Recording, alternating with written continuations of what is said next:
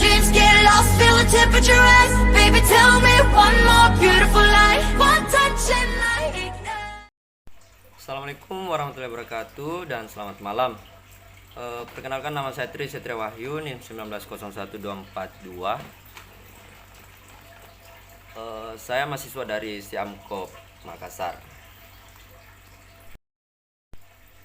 Di sini saya akan membawakan sebuah materi yang sudah disampaikan dari pertemuan sebelumnya, yang dimana materi ini yaitu mata kuliah perpajakan.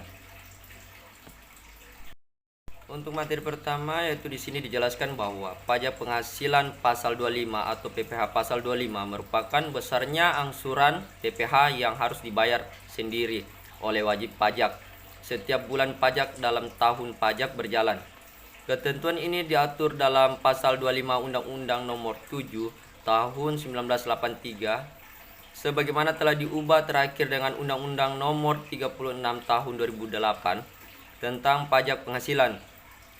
Tujuan pengenaan PPh pasal 25 adalah untuk meringankan beban wajib pajak, mengingat pajak yang terhutang harus dilunasi dalam waktu 1 tahun. Pembayaran ini harus dilakukan sendiri dan tidak boleh diwakili. Sejak terbitnya Peraturan Pemerintah Nomor 46 Tahun 2013, kewajiban angsuran pajak PPh 25 hanya dikenakan kepada wajib pajak yang memiliki peredaran bruto di atas 4 miliar 800 juta atau bergerak dalam usaha pekerjaan bebas. Pelaksanaan pembayaran pajak oleh wajib pajak dalam tahun berjalan dapat dilakukan dengan cara sebagai berikut, yaitu 1. Wajib pajak membayar sendiri angsuran PPh-nya setiap bulan atau PPh 25 karena kurang bayar ataupun adanya surat tagihan pajak atau STP. Kedua, wajib pajak membayar melalui pemotongan atau dipungut oleh pihak ketiga maupun dibayar dan atau terhutang di luar negeri atau PPh pasal 21, 22, 23 dan 24.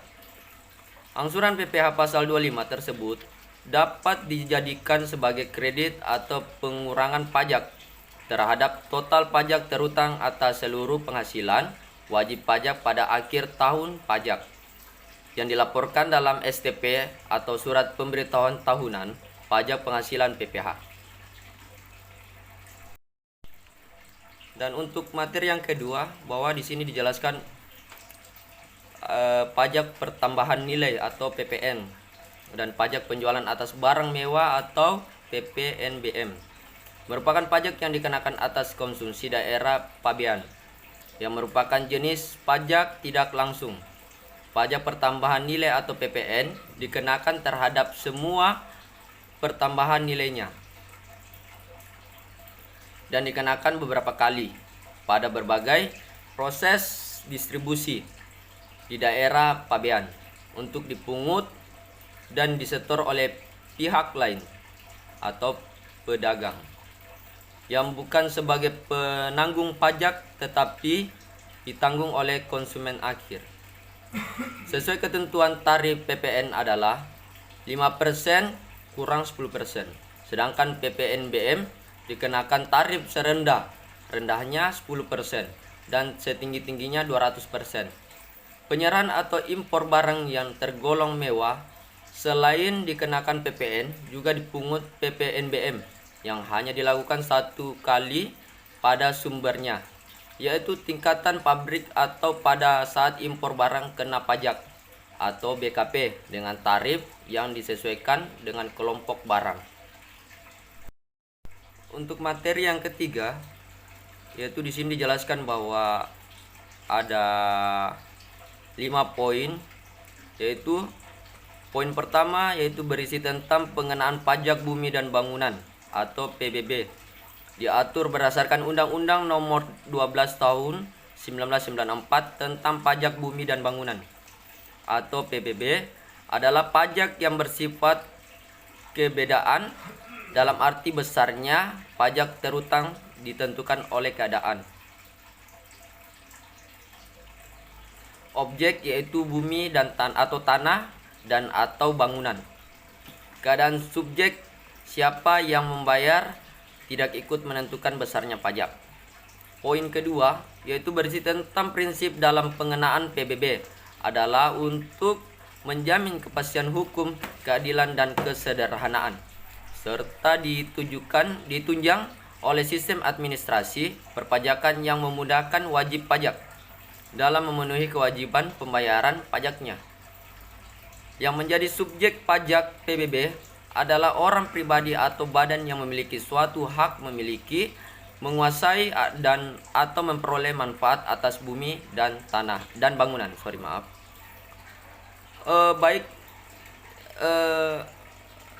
Sebagai pemilik, penghuni, pengontrak, penggarap, pemakai dan penyewa. Sedangkan yang menjadi objek PBB adalah bumi dan atau bangunan. Poin ketiga itu berisi tentang pengenaan pajak bumi dan bangunan didasarkan atas nilai jual objek pajak atau NJOP. Kemudian sebagai dasar penghitungan pajak atau DPP, PBB adalah nilai jual kena pajak NJKP atau NJKP, yaitu serendah-rendahnya 20% dan setinggi-tingginya 100% dari NJOP. Poin keempat yaitu berisi tentang dalam perhitungan PBB yang terutang ikut diperhitungkan nilai jual objek pajak tidak kena pajak atau NJOP-TKP yang besarnya maksimal 12 juta atau KMK nomor 2 garis miring KMK titik 04 garis miring 2000 yang berlaku sejak 2001, sehingga perhitungan pajak PBB adalah NJOP dikurangi dengan NJOP TKP dikalikan dengan tarif yang berlaku. Poin kelima yaitu berisi tentang sebelum objek pajak dikenakan PBB terlebih dahulu harus didaftarkan menggunakan sarana berupa surat pemberitahuan objek pajak atau SPOP. Untuk objek berupa tanah dan lampiran surat pemberitahuan objek pajak atau LSPOP jika ada bangunannya. Untuk materi yang keempat yaitu di sini dijelaskan bahwa terminologi biaya materai dan fisikal luar negeri, yaitu di mana ada terdapat 3 poin, yaitu poin pertama berisi tentang dokumen adalah kertas yang berisi tulisan yang mengandung arti dan maksud tentang perbuatan, keadaan dan kenyataan bagi seorang dan atau pihak-pihak yang berkepentingan. Untuk poin kedua yaitu berisi tentang benda materai adalah materi tempel dan kertas materi yang dikeluarkan oleh pemerintah RI.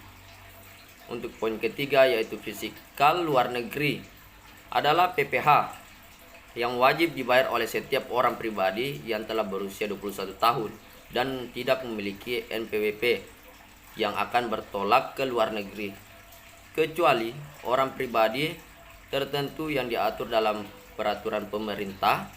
Ketentuan fisikal luar negeri ini hanya berlaku sampai 31 Desember 2010. Materi yang kelima yaitu di mana keberatan pajak, yang dimana kita ketahui bahwa pengertian keberatan adalah cara yang ditempuh wajib pajak jika merasa tidak puas atau kurang puas atas suatu ketetapan pajak yang dikenakan kepadanya atau atas pemotongan atau pemungutan oleh pihak ketiga, yang dimana menurut Undang-Undang Nomor 28 Tahun 2007 Pasal 2526 dan Peraturan Menteri Keuangan Nomor 194 garis miring PMK titik 03 garis miring 2007. Tata cara pengajuan keberatan pajak. Hal yang dapat diajukan keberatan, wajib pajak dapat mengajukan keberatan atas 1. Surat ketetapan pajak kurang bayar atau SKPKB adalah surat keputusan yang menentukan besarnya jumlah pajak yang terutang, jumlah kredit pajak, jumlah kekurangan pembayaran pokok pajak, besarnya sanksi administrasi, dan jumlah yang masih harus dibayar. Kedua, surat ketetapan pajak kurang bayar tanpa SK PKBT adalah surat keputusan yang menentukan tambahan atas jumlah pajak yang telah ditetapkan. Dan yang ketiga yaitu surat ketetapan pajak lebih bayar atau SKPLB adalah surat keputusan yang menentukan jumlah kelebihan pembayaran pajak karena jumlah kredit pajak lebih besar daripada pajak terutang atau tidak seharusnya terutang. Penyelesaian keberatan, Direktur Jenderal Pajak dalam jangka waktu paling lama 12 bulan sejak tanggal surat keberatan diterima harus memberikan keputusan atas keberatan yang diajukan. Apabila jangka waktu 12 bulan telah lewat, dalam Direktorat Jenderal Pajak tidak memberikan suatu keputusan, maka keberatan yang diajukan tersebut dianggap diterima. Keputusan keberatan dapat berupa menerima seluruhnya atau sebagian, menolak atau menambah besarnya jumlah pajak terutang. Itulah tadi beberapa materi penyampaian singkat dari saya yang dimana tentang pajak penghasilan pasal 25 tentang angsuran pajak, pajak pertambahan nilai dan pajak penjualan atas barang mewah, pajak bumi dan bangunan, dan bea materai. Terima kasih sebelumnya, mohon maaf bila ada salah kata. Saya akhiri dengan ucapan wabillahi taufik wal hidayah. Wassalamualaikum warahmatullahi wabarakatuh dan selamat malam. Terima kasih.